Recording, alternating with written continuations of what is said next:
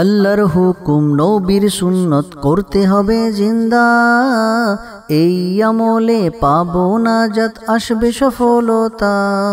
এইভাবেই দুনিয়া আখিরাতে হব আমরা সফল, শান্তির পথে ইসলামের আলো জ্বালিয়ে দেব প্রবল। আসিফের সাথে চলো আমরাও ইসলামকে শিখি ও আমল করি। শিক্ষণীয় সব মজার মজার কার্টুন পেতে আমাদের চ্যানেলটি আজই সাবস্ক্রাইব করুন এবং পাশে থাকা বেল আইকনটি প্রেস করুন। আসিফ, আসিফ, এই আসিফ, আসিফ কলমটা দিয়ে যাও তো ভাইয়া। আসিফ কথা শুনতেছো না? এই আসিফ, আসিফ, এই যে আসিফ, তোমাকে এতবার করে ডাকছি, তুমি কথা শুনছো না কেন? কিভাবে শুনবো? দেখছো না কি পরিমাণ গরম পড়েছে? এত গরমের মধ্যে কি কথা বলা যায়? এত গরমের মধ্যে কোনো কথা শোনা যায়? গরমে অস্থির হয়ে গেলাম, গরমে আমি পেরেশান হয়ে গেলাম, গরমে আমার অবস্থা খুবই খারাপ। আর তুমি এখান থেকে বারবার ডাকছো আসিফ আসিফ, কলম দিয়ে যাও। কি হলো ভাইয়া, তুমি এভাবে কথা বলছো কেন? এভাবে কি কথা বলা ঠিক হচ্ছে? আরে ভাই, ঠিক ঠিক বুঝি না। গরমের কারণে আমি খুব অস্থির আছি, গরমের কারণে আমি খুব পেরেশান আছি, গরমে আমার অবস্থা পুরোই খারাপ। ভাইয়া, গরমের কারণে অস্থিরতা কি শুধু তোমার একার? আমারও তো কষ্ট হচ্ছে। তাই বলে চিৎকার চেঁচামেচি করে কি এটার কোনো সমাধান হবে? চিৎকার করার দ্বারা কি এটার কোনো হাল করা যাবে? চিৎকারের দ্বারা তো এটার কোনো সমাধান সম্ভব নয়। চিৎকার চেঁচামেচি করে নিজের আমলটাই নষ্ট হওয়ার সম্ভাবনা থাকবে। আরে ভাই, এত কথা বলে লাভ নাই তো, ভাল লাগছে না কিছুই। এখন এসব কথা শোনার সময় আছে? আরে ভাই, এসব কথা শোনার সময় নেই। তাহলে কি করবে তুমি বলো? গরমের কষ্ট এটা তো আল্লাহ তাআলার পক্ষ থেকে এসেছে। আল্লাহ তাআলা যদি চায় তাহলে আল্লাহ তাআলা গরম দেন, আল্লাহ তাআলা যদি চায় তাহলে আল্লাহ তাআলা ঠান্ডা দেন। আল্লাহ ছাড়া এই ঠান্ডা এবং গরমকে নিয়ন্ত্রণ করার ক্ষমতা কি কারোর আছে বলো? আরে ভাই, সেটা তো ঠিক আছে, কিন্তু ভাই এত গরমে কোনো কিছু তো কাজ করছে না। এতবার ডাকলে, আমি তোমার ডাকও শুনলাম কিন্তু আমি আসতে পারলাম না। আমার একটু ভালো লাগছিল না যে তোমার ডাকে সাড়া দিয়ে তোমাকে কলমটা দিয়ে যাই। আসিফ ভাইয়া শোনো, এরকম করা ঠিক নয়। আল্লাহ তাআলা বান্দাকে বিভিন্ন হালাত দিয়ে পরীক্ষা করেন। বান্দা হালাতের মধ্যে কি করবে, বান্দা হালাতের মধ্যে কোন অবস্থা চিন্তা করবে, এটা আল্লাহ তাআলার উপরে ভরসা করার মাধ্যমে, আল্লাহ তাআলা সম্পর্কে ভালো ধারণা থাকার মাধ্যমে বান্দা ঠিক করতে পারে। যখন বান্দা অস্থির হয়ে যায়, পেরেশান হয়ে যায়, আল্লাহ তাআলাই এই অবস্থা দিয়েছেন এটা চিন্তা করে সে সবর করবে। ঈমানের অর্ধেক হলো সবর, অর্ধেক হলো শুকর। হাদিসে পাকের মৌফুম, হাদিসে পাকের মধ্যে এসেছে, যার মৌফুম হলো যে ব্যক্তি 4টা জিনিস পেয়ে গেল সে দুনিয়া এবং আখিরাতের সমস্ত কল্যাণ আর ভালাই পেয়ে গেল। তোমার কি তা মনে নেই? তুমি কি তা শোনোনি? কি সেটা ভাইয়া, বলো তো? এই 4টা জিনিস হলো, এক, শুকরকারী দিল, দিলটা সবসময় শুকর অবস্থায় থাকে, শুকরিয়া থাকে দিলের মধ্যে। দ্বিতীয়ত হচ্ছে জিকিরকারী জবান, জবান দিয়ে সবসময় আল্লাহ তাআলার জিকির বলতে থাকে, আল্লাহ তাআলার জিকির করতে থাকে। 3 নাম্বার হলো মুসিবতে সবরকারী শরীর, মুসিবতের সময় সবর করা, এটা অনেক বড় গুণ। আর 4 নাম্বার হচ্ছে এমন নেক বিবি, যেই বিবি তার সতীত্বের হেফাজত করে এবং স্বামীর মালের হেফাজত করে। এই 4টা জিনিস যে পেয়ে যায় সে দুনিয়া এবং আখিরাতের সমস্ত কল্যাণ আর ভালাই পেয়ে যায়। ওয়াও ভাইয়া, আসলে অনেক সুন্দর কথা বলেছেন আপনি, এভাবে তো আমি চিন্তা করিনি। সেটাই তো বলছি আসিফ, তুমি এত পেরেশান আর অস্থির হয়ে গেলে যেন তোমার কোনো হিতাহিত জ্ঞানটাই হারিয়ে ফেলেছিলে তুমি, এমনটাই মনে হচ্ছিল। এমনটা কখনোই করা উচিত নয়। আমরা আল্লাহ তাআলার উপরে সবর করব, আল্লাহ তাআলার উপরে শুকরিয়া জানাবো। আল্লাহ তাআলা যখন যেই হালাতে রেখেছেন সেই হালাতে আমাদের চিন্তা করা উচিত। আল্লাহ তাআলা আমাদেরকে সব সময় ভালো অবস্থানে রাখেন, কত নেয়ামতের মধ্যে ডুবিয়ে রাখেন, কত নেয়ামত আমাদেরকে দিতে থাকেন। সর্বহালতে প্রতিনিয়ত অসংখ্য অগণিত নেয়ামতের মধ্যে আমরা হাবুডুবু খেতে থাকি।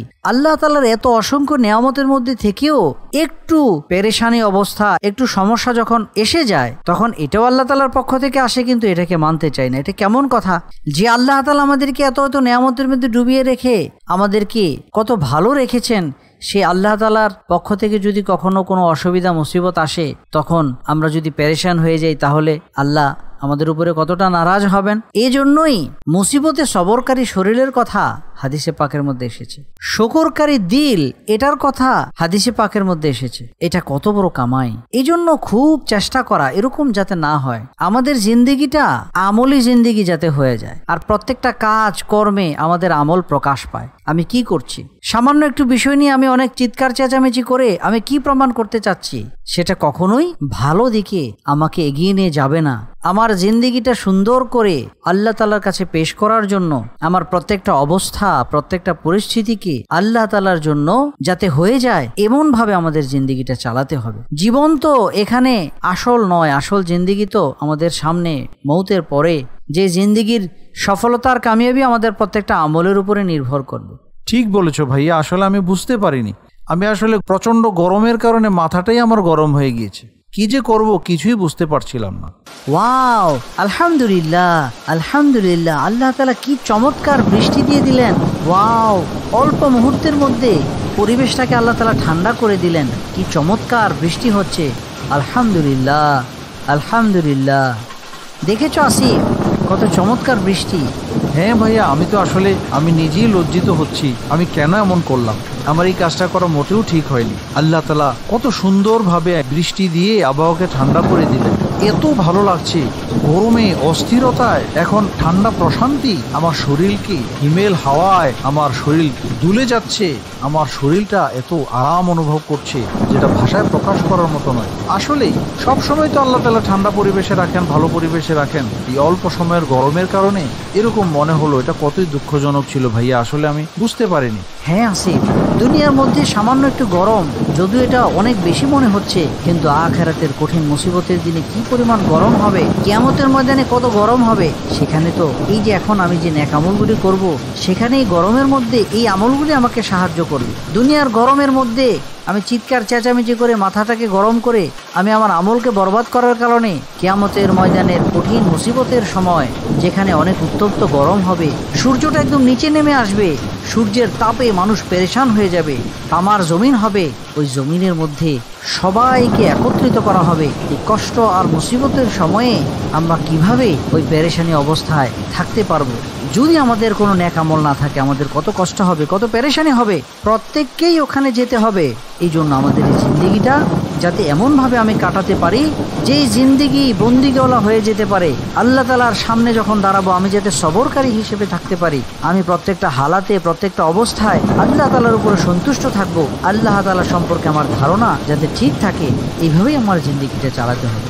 হ্যাঁ ভাইয়া, তুমি ঠিকই বলেছো। আসলে অনেক বেশি ভুল হয়ে গেল, আমার খুব লজ্জা হচ্ছে। আমি কেন এমন করলাম? তুমি আমাকে এতবার ডাকলে আমি আসতে পারলাম না, এতবার করে আমাকে তুমি কলমটা দেওয়ার জন্য বললে, আমি তারপরও এটা শুনেও আসলাম না। কি যে হয়ে গেল আমার, আসলে খুবই লজ্জিত হচ্ছে আমি। আসলে এটা ঠিক হয়নি। আমি আল্লাহ তাআলার কাছে ক্ষমা চাচ্ছি, আল্লাহ তাআলা যাতে আমাকে মাফ করে দেয়। আচ্ছা ভাইয়া, আল্লাহ কি আমাকে মাফ করে দিবেন?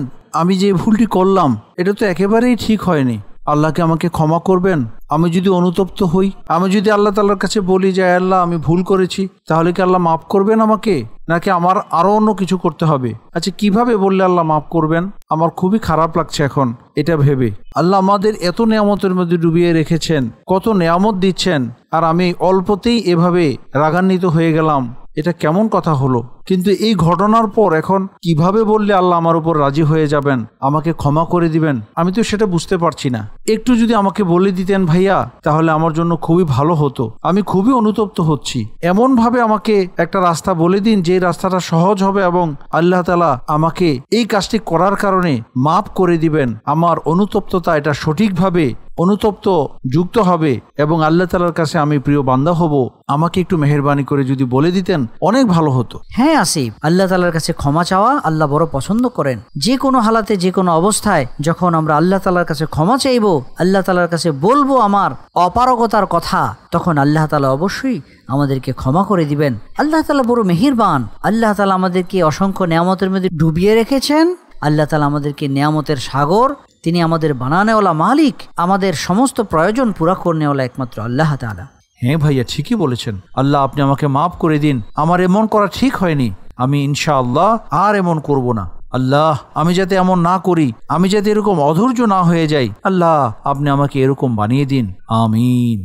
ধন্যবাদ আসিফ, তুমি আল্লাহ তাআলার কাছে দোয়া করার কারণে আমার অনেক ভালো লাগছে। আমার অনেক ভালো ভাইয়া আসিফের সাথে চলো আমরাও ইসলামকে শিখি ও আমল করি। শিক্ষণীয় সব মজার কার্টুন পেতে আমাদের চ্যানেলটি আজই সাবস্ক্রাইব করুন এবং পাশে থাকা বেল আইকনটি প্রেস করুন।